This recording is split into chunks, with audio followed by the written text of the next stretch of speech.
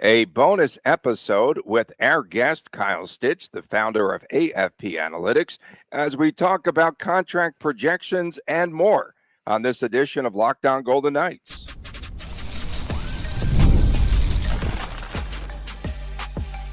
Your Locked On Golden Knights, your daily podcast on the Vegas Golden Knights, part of the Locked On Podcast Network, your team every day.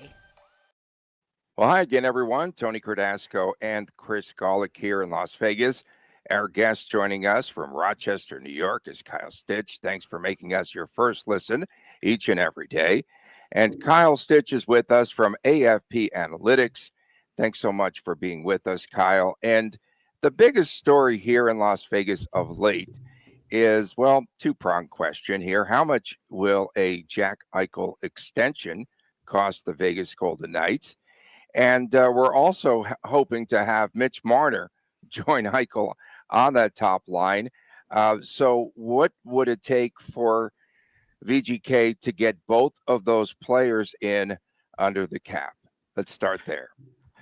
Well, I think we're projecting Jack Eichel's extension could come in at $14 million per year, could go up to an 8-year kind of term. And keep in mind, when we do our projections, we're looking at what the cap is projected to be for the first year of the contract. So we basically base our projections off of the cap hit percentage that we arrive at.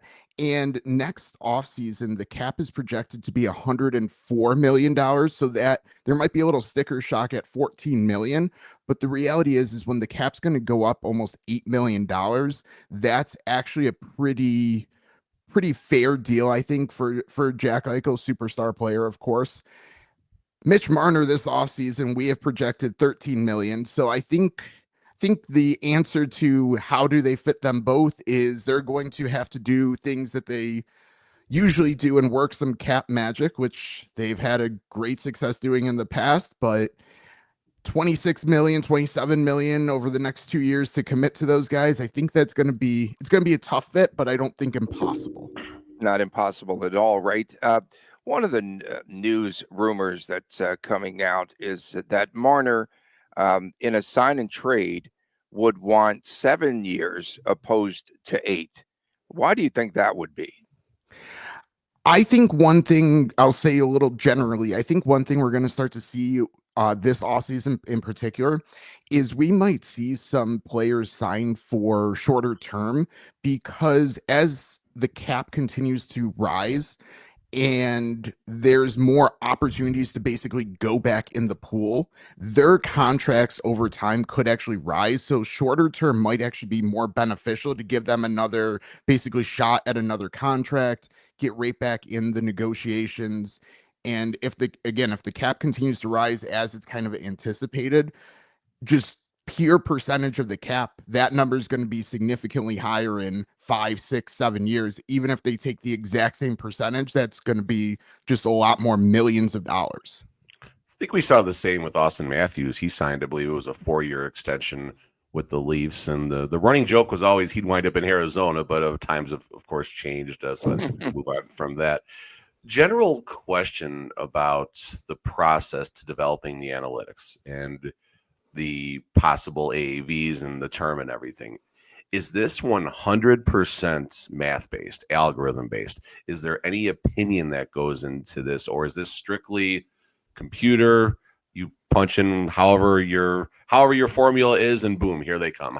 Talk us through that process? It would save us a lot of time if it was all computer-based.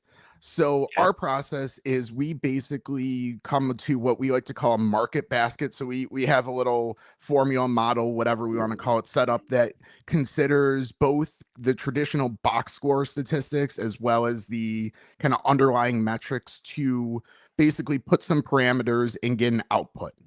That list could be anywhere from 1 to 150, 200 players that then we kind of parse through manually, we being James, Finch, and myself. And we basically parse through them manually and kind of look a little bit more to see, is this player the best comp for whoever we're kind of assessing? And like, is that is the contract they signed, the situation that they were under, does that make sense for the player we're trying to come to a value for? So once we get our output and we kind of parse through who's in, who's out, we find an average of the cap hit percentage and the average of the number of years that those kind of final comparable players sign for. And from that, the years is pretty self-explanatory. And then the cap hit percentage is multiplied by the current cap, as I already kind of alluded to come up with our AAV kind of projection. And then the comps that we have displayed kind of publicly in our pin tweet at AFP Analytics on X is where all our projections lie. We display up to 5 comps, and those are ones that we just think give the audience a good understanding of what's driving this particular projection. But in most cases, it's a lot more players that are driving the projection. I want to dive in specifically. Someone we love here in Vegas, Jamie Benn, Dallas Stars. If I'm reading the recent projection appropriately, $4,801,740. That's a very specific number. How do you get to that? Why not 4.6? Why not 4.9? How deep does this get? Well, it's all how the math and rounding work out with decimal points, I think. Usually when we're talking about it, we're expecting that round number. But again, it's very simple. When you get to an average, if it's 2 decimal points, it gets multiplied out. But most of these averages, the decimal points just continue to infinity, and we just multiply it out and just copy paste it right in. Our guest today, Kyle Stich from AFP Analytics, and a popular player here in Las Vegas that we're curious about with your projections is Riley Smith, a fan favorite and a free agent. There's no way that we could see the Golden Knights. I think your projection was around 4 million AAV. Why do you think there's such a big jump in that value? What's that, Chris? 4.3 AAV. Okay, 4.3. Yeah. Why do you think there'll be such a jump in his salary here in Vegas?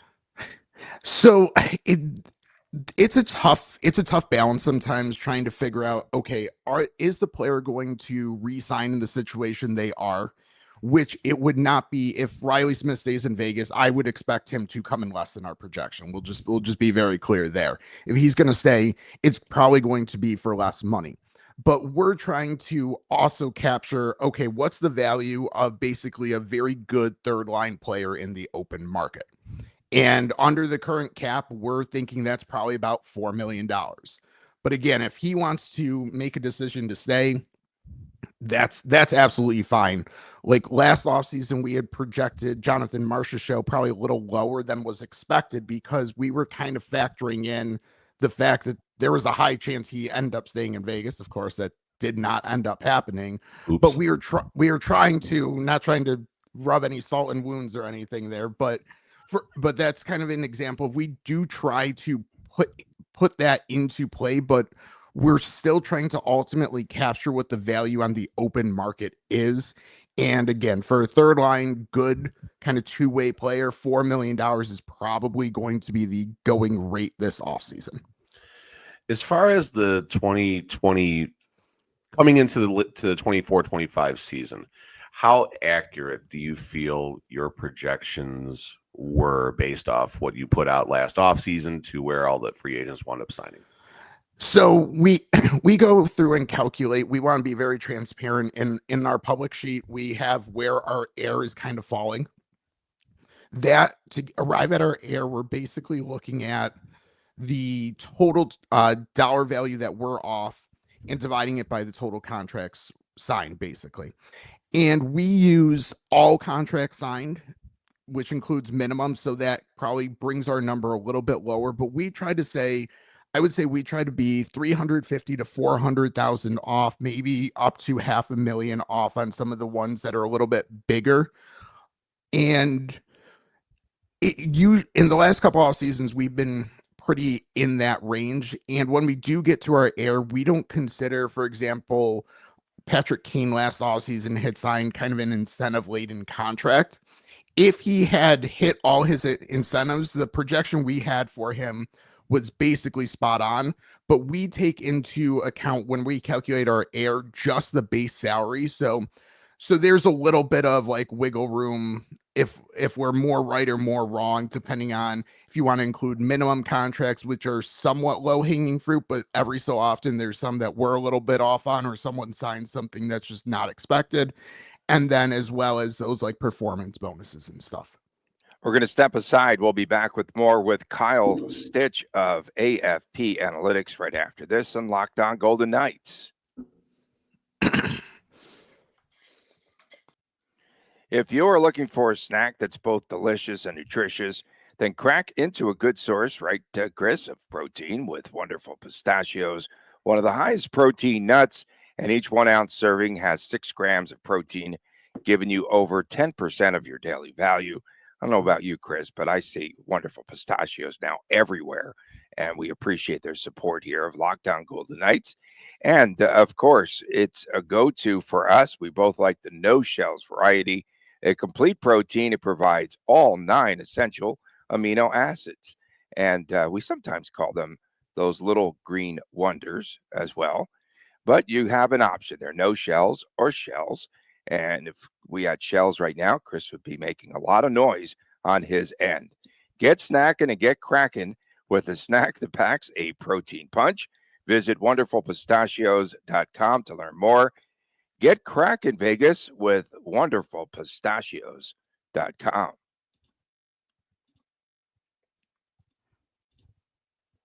We are back on this bonus edition of Locked On Golden Knights. Tony Cardasco, Chris Golick, and our special guest today is Kyle Stich of AFP Analytics.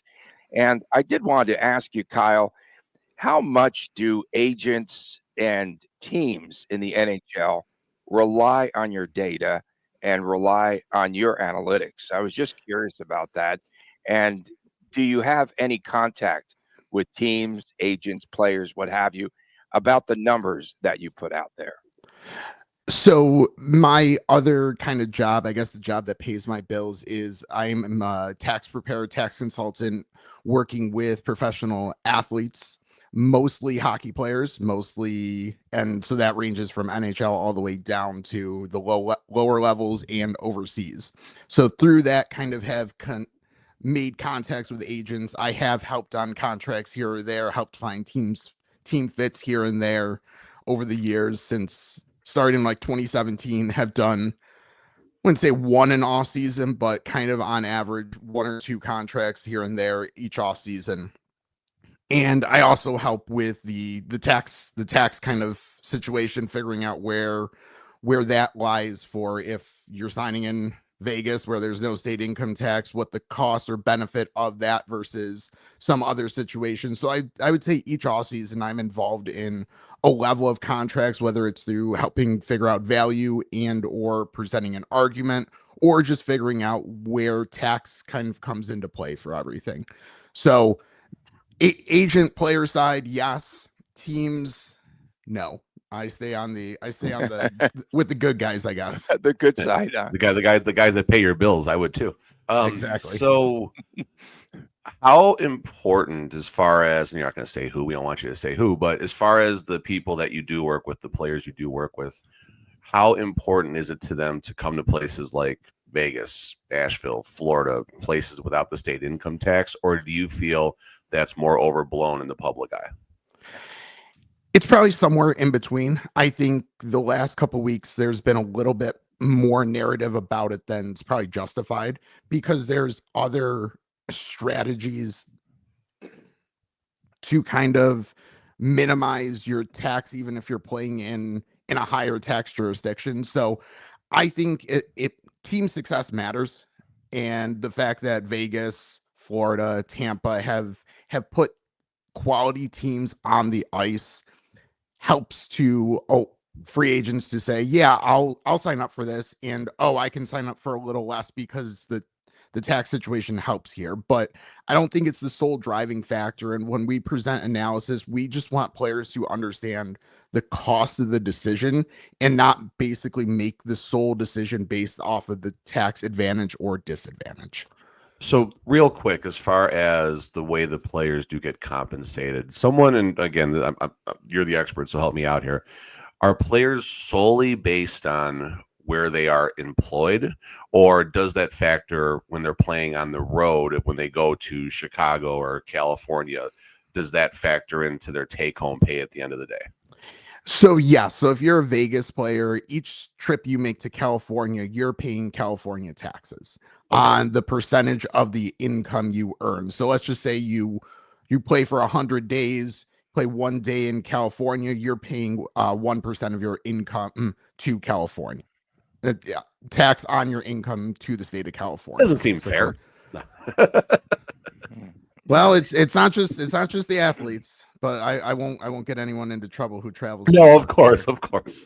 Now, I want to go back to Mitch Marner because that's the hot topic here in Vegas. What do you think at this stage of his career is most important to him? Do you think it's the money? Do you think it's the term? Do you think that it's playing for a winner? And then also going to a place, he says, ruling out Canada. So do you think that perhaps he wants to play in a no tax state? Just your opinion. So I don't, it's hard to get into obviously an athlete's mindset, but I don't know based on where he's kind of been and some of the factors tax wise, if the no tax state's going to come into play as much for him. Last offseason, there was some like Chris Tanev did a press conference about like Canadian taxes and everything. And that might also come into play with Mitch Marner. We won't dive into the nuances there, but I wouldn't guarantee off the cuff that he's going to be seeking out a no tax state. That doesn't mean that there might not be some advantages to doing that. And when you have a successful team with a role and everything in Vegas, I certainly would not rule them out in this sweepstakes.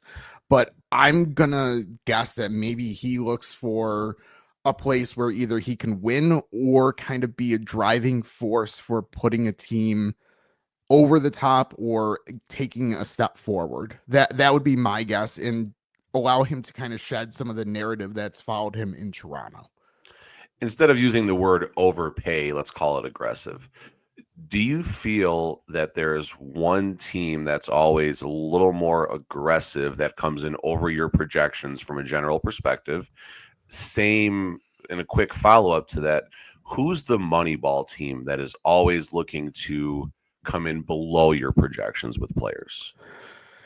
So I'll start with the Moneyball teams first because I think that's the easier answer, and Carolina's very good at that. Carolina last offseason in particular was probably one of the ones that made our air worse than it was. Florida, again, the no state tax thing comes into play, but also kind of the culture of internal contract structure that they built there has helped a lot, I think, with them. Tampa, a little bit. I think they've actually paid a little more than market value on some deals as well. So they're kind of all over the place. But I think if you're saying recently which two teams, I would say Carolina and Florida have done the best at kind of moneyballing players. Overpay, it's tough because there's lots of factors that are going to go into it. I think last couple off seasons, Buffalo has definitely been a little bit higher on what they've paid the free agents versus what our projections have been. But it's always across the board. Seattle last offseason had a couple that I guess came in probably pretty. Chandler Stevenson came in, I think, way higher. Stevenson came in. I wouldn't say way higher than we were expecting, but definitely higher. He was there, but then they did very well with Brandon Montour, so like that kind of balances out. So I think for every like one that there's a little bit of an overpayment, they might find someone that kind of balances it out. And it's also tough to just, so we're doing this on just a pure market value, pure vacuum. You never know we don't know what other offers are out there and what kind of the team is looking for in a player. So if there's someone that particularly fits the style or has traits that they're interested in, it's hard to say that they feel that they actually overpaid if they're getting basically what they want. I want to ask you about a couple of players here in Las Vegas. One is Pavel Dorofeev, and a year from now, I saw your estimates there of him making around $7 million. The first part of the question would be, how do you project a year from now where a player might be? And then secondly, we have RFA Nick Hague, who apparently is on the block currently. And what do you think his value might be in the open market? So Nick Hague didn't grade out particularly well in our projections. The comps weren't overly inspiring, I guess I would say. Why? Why? His defensive underlying metrics the past couple of years have just not been great. He hasn't been a great play driver. Honestly, I would say before going through and doing like the process and diving in a little bit more, I would have expected him to come in a lot higher than we had projected him, kind of just based on perception of the player and everything. But when there's only a limited number of comps that are being kind of outputted, it's even with like looser parameters, it's kind of hard to say that, oh, he's definitely going to go for more. So he's someone that I could absolutely see a team looking at as maybe a very good like number 4 defenseman, and paying him probably $4 million a year would probably be the going rate for that, 4 or 5 million. But that one's tough. We'll see what happens there. I would expect if he is moved from Vegas that he does probably come in above where we're projecting him. And then for Pavel Dorofeyev and guys year out, it's the same process. We obviously have a little less data to work with, but we're going through the same process and basically saying, okay, if they sign this offseason, where would they fall? For Dorofeyev in particular, if I'm Vegas, I'm trying to get that deal done this offseason, because I think the only case is he goes up. I think he's going to get a bigger role. He really came on towards in the second half of last season. I'm trying to get that deal and get him locked in as much term and as low dollar value this offseason if possible. But of course, the player also knows the same parameters, and I always like to say it takes 2 to tango there. So it's not a guarantee that gets done. But if I'm Vegas, that's maybe one of my top priorities this offseason, getting him locked on longer deal with smaller AAV. Chris? No, I agree with all that, and I was just really curious. So I'll follow up, I guess, on the Nick Hague part then. How much of the discussion about Nick Hague and the underlying metrics you talk about, going back to the first segment when I asked about opinion versus computer and math, how much of Nick Hague, of your perspective of Nick Hague, is analytics, or just simply you watching the player and the visual comps? So him in particular was really tough again, because the outputs weren't like robust where we could say, okay, well, his metrics aren't great, but we have these comps that I think make sense from a visual standpoint, perception standpoint.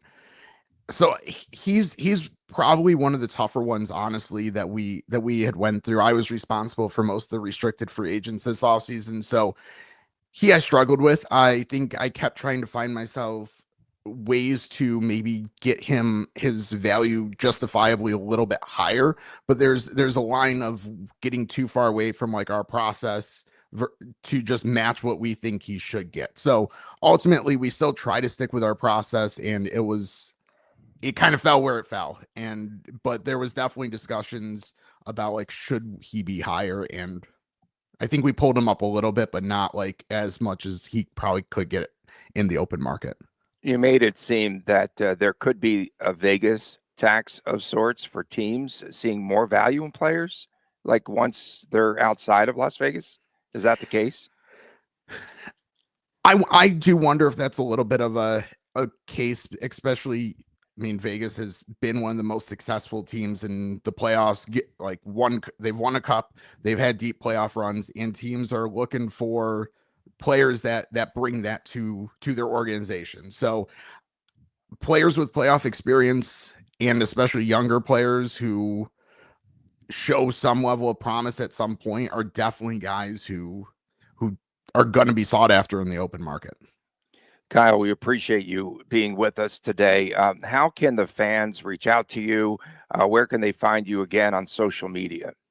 So best way to find us, our content, at AFP Analytics on X, Blue Sky, Threads. We have our own podcast, Max Term Podcast, if you're interested in diving in a little bit more in some of the like business discussions, free agents. maybe not as Vegas central, but if you're listening and you are curious about general league as well, we try to basically pick everyone from the league and talk about them. So that's basically where we can find us. Always DMs, and we always try to reply to any questions on X, again at AFP Analytics. My own handle can be found there, but generally using the joint account that James and I both run allows you to get a better response from both of us, basically. Terrific. We definitely appreciate you being with us. Again, Kyle Stich from AFP Analytics. From Las Vegas, I'm Tony Cardasco for Chris Golick and our guest, Kyle Stich again. We'll see you again tomorrow right here on Locked On Golden Knights, and please take care.